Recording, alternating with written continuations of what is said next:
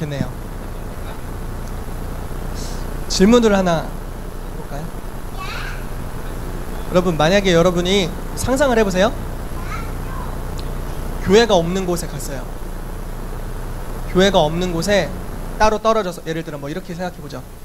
출장 근무를 가게 됐는데, 그러니까 발령이 났는데 타지에서 한 1년 정도 교회가 전혀 없고 믿는 사람이 없는 곳에서 근무를 해야 되는 상황이 닥쳤다고 한번 생각을 해보죠. 뭐 어떤 분은 뭐 근무지 변경으로 이렇게 되는 걸 수도 있고, 어떤 분은 뭐 집이 이사 가서, 또는 뭐 남편이 갑자기 중동 지방으로 출장을 가게 됐는데 우리 가족이 다 가게 돼서, 뭐 이런 상황을 예로 들어봅시다. 그러면 여러분 어떻게 살아가실래요? 한번 각자 생각을 좀 해보는 시간 가지면 좋을 것 같아요. 만약에 내가 학생이다. 저는 예전에 이런 생각 많이 했거든요. 이제 대학을 다닐 때 제 마음에 항상 품고 있었던 것 중에 하나가 미전도 종족 선교였어요. 그래서 어떻게 거기로 갈 수 있을까? 근데 특별히 품었던 게 이제 중국이라, 중국은 지금 미전도 종족은 아니라 우리나라보다 지금 크리스찬이 더 많은데 중국을 항상 가고 싶어서 어떻게 갈 수 있을까? 이제 결혼 전이었어요. 그때는 어떻게 갈 수 있을까 생각을 하다가 유학을 가버려야겠다. 직장을 뭘 구할지는 아직 모르겠으니까 중국에 있는 학교로 교환학생으로 가든지 유학을 가야겠다. 그래서 거기서 한번 살아보자. 그러면은 내 안에 계신 성령님이 그간의 하나님의 말씀을 듣고 읽고 보고 습득한 것을 통해서 내장되어 있는 이 말씀 저장 창고와 함께 기록되어 있는 성경과 함께 성령께서 이걸 사용하셔서 어떻게 주님의 나라를 확장해 가시는지를 한번 보고 싶다. 이런 생각을 많이 했습니다. 뭐 학생으로 가면은 자연스럽게 거기서 관계 맺고 뭐 이러면서 교회를 세워나가는 상상을 했던 거죠. 물론 상상으로 그쳤습니다. 왜냐면 저는 결혼을 하였기 때문에 예, 지금은 갈 수 있는, 학생으로 갈 수 있는 상황은 아니고요. 대학도 다 졸업해버려가지고 아무튼 그렇게 됐습니다. 여러분, 교회가 없는 곳으로 여러분들이 갈 때 어떻게 살아보시겠습니까? 주일 예배 시간도 없어요. 성경을 읽으라고 보채는 사람도 없습니다. 기도를 더 많이 하라고 하는 사람도 없습니다.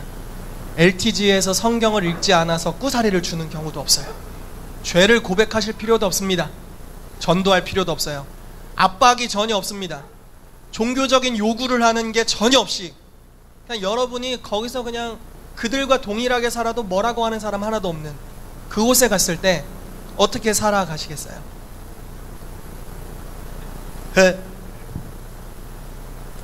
이게 오늘 말씀의 주제입니다. 오늘날의 교회는 중앙 집권적인 구조예요. 쉽게 말해 중앙에서 통제를 하죠. 그래서 뭐 셀 모임 잘하세요, 뭐 주방 봉사 열심히 하십시오, 뭐 여러 가지 있잖아요. 수요일날마다 전도가 있습니다. 여러분 다 참여해서 나가세요. 뭐 이런 어떤 강대상에서 여러 가지 성도들에게 여러 가지 의무를 이렇게 하나씩 부여하는 거죠. 그러면은 그것에 길들여져요. 어느 순간 저희가 순종적인 성도라면 길들여집니다. 그러면은 주의 종이 말하는 대로 또는 그냥 교회에서 요구하는 그 모임, 그 색깔, 그러한 역할들을 감당하면, 할렐루야, 그렇게 감당하면 그러면은 1등 성도다. 그래서 11조도 내고 감사헌금도 하고 추수감사절에는 여기 막 배추도 이따만한 거 갖다 놓고, 이해되세요? 네. 이런 거를 하면 된다. 이제 이런 생각을 하게 되는 거죠. 그런데 여러분, 만약에 이런 통제하는 것들이 사라졌을 때, 아무도 여러분에게 무언가를 하라고 권유하거나 요구하지 않을 때 여러분들은 어떻게 살아가시겠어요? 어떻게 살아갈 거예요? 만약에 희훈이가 상근이 아니라 군대를 간 거죠. 거기도 군대긴 군대인데 죄송합니다. 아무튼 일반인들과 떨어져 있는 교회가 없는 군대를 간 거예요. 부대를 간 겁니다. 그럼 거기서 어떻게 살아갈 것인가? 그건 아니죠. 그건 아니죠. 타령할 것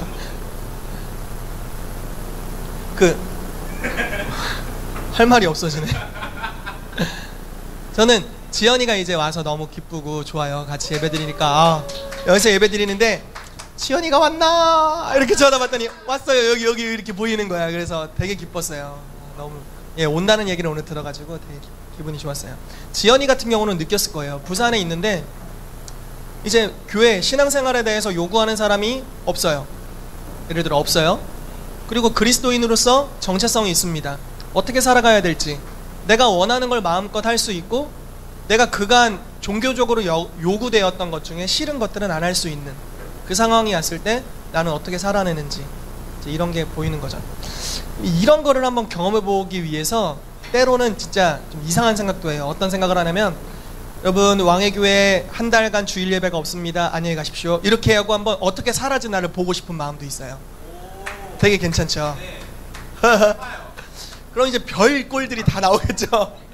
별일들이 다 나올 겁니다. 교회로서 살아가는 모습, 또는 그냥 동일하게 그냥 세상과 동일하게 살아가는 모습, 여러 가지 경향이 나오겠죠.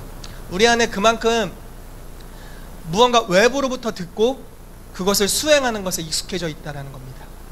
외부에서 누군가 요구하는 것들을 알아듣고 그대로 행하는 것에 익숙해져 있는 거죠. 그런데 과연 교회라는 것이 이런 단체일까? 아니에요. 맞습니다. 아니에요. 여러분, 그 하나님의 집이라고 말할 수 있는 교회가 여러 가지 변천사를 거칩니다. 첫 번째, 하나님의 집이라는 표현이 창세기 28장에 나와요. 자세히 사실 다 이야기할 수는 없지만 첫 번째로 나온 하나님의 집의 명칭은 베델이라는 명칭이었습니다. 거기는 건물도 아니고 그냥 지역 이름이었어요. 땅덩어리 이름. 거기에 야곱이 하나님을 거기서 꿈에서 만나게 되고, 그러면서 그 장소의 이름을 베델이라고 지었는데, 베델이라는 뜻은 두 가지가 있습니다. 하나님의 집, 하늘의 문. 이 두 가지 뜻이 있습니다. 그래서 나중에 또 설교를 하겠지만 하나님의 집인 교회는 항상 하늘의 문입니다. 하늘과 이 땅을 연결시키는 문이죠. 두 번째로 하나님의 집이 이제 베델이라는 땅의 장소에서 성막이라는 영역으로 바뀝니다. 성막.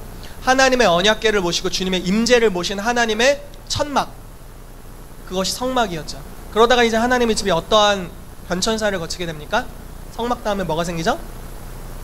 예, 괜히 학기 전사님 쳐다보고 싶어져. 예, 강의 안에 나왔네요. 그러고 보니까.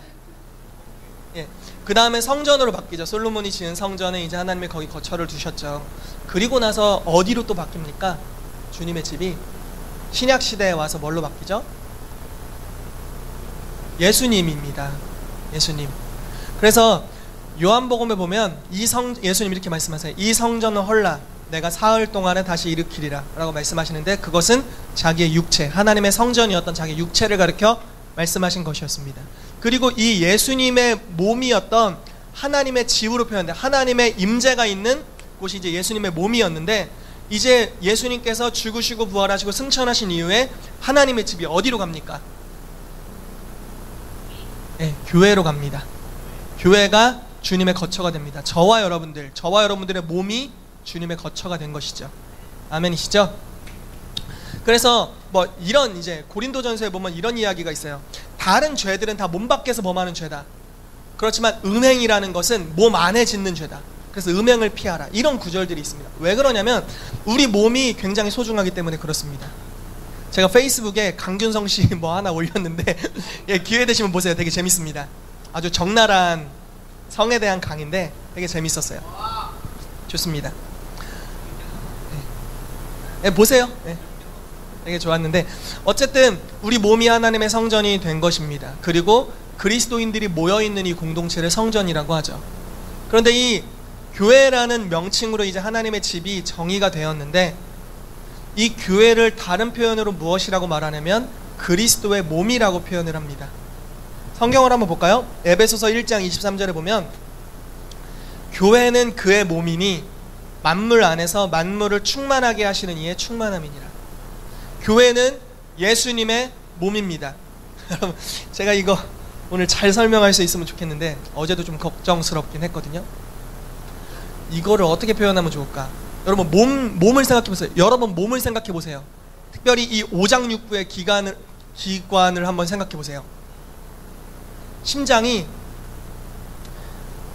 입으로 야 뛰어 5초에 한 번씩 이렇게 말해야 뛰나, 아니면 저절로 뛰고 있는가? 폐와 허파가 야 숨 쉬어라 이렇게 해야 이제 숨 쉬나, 아니면 저절로 쉬고 있는가? 우리가 막 먹죠. 저는 특별히 많이 먹는데 여러분도 잘 먹잖아요. 먹으면 위와 장하 열심히 소화를 시켜서 죄송합니다 똥을 만들어라 이렇게 해야 이제 만들어내느냐, 아니면 명령이 없어도 저절로 만들어내느냐. 저절로죠. 거의 본능에 가깝게 움직입니다.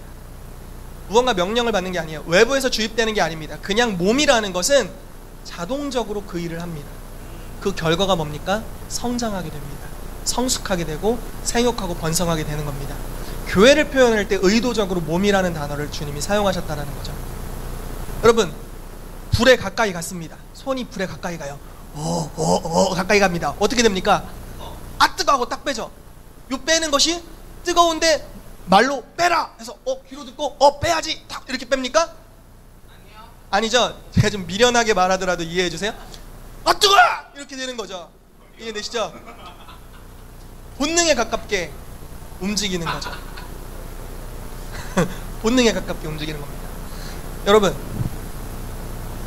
이게 여러분 지금 계시가 필요해요. 이게 지금 유치한 말인데 계시가 필요한 설교입니다. 오늘 이게 패러다임의 전환이 필요한 설교예요. 성경을 읽고, 저희가 이제 교회에서 세 가지를 강조합니다. LTG를 강조하죠. 라이프 트랜스포메이션 그룹스, 삶을 변화시키는 소그룹입니다. 우리가 이제 두세 사람, 요즘 뭐 거의 네 사람, 다섯 사람까지 모이게 되는 경우들도 있는데 이제 쪼개야 될 때가 오긴 왔는데요. 어쨌든 이 소그룹 안에서 세 가지를 합니다.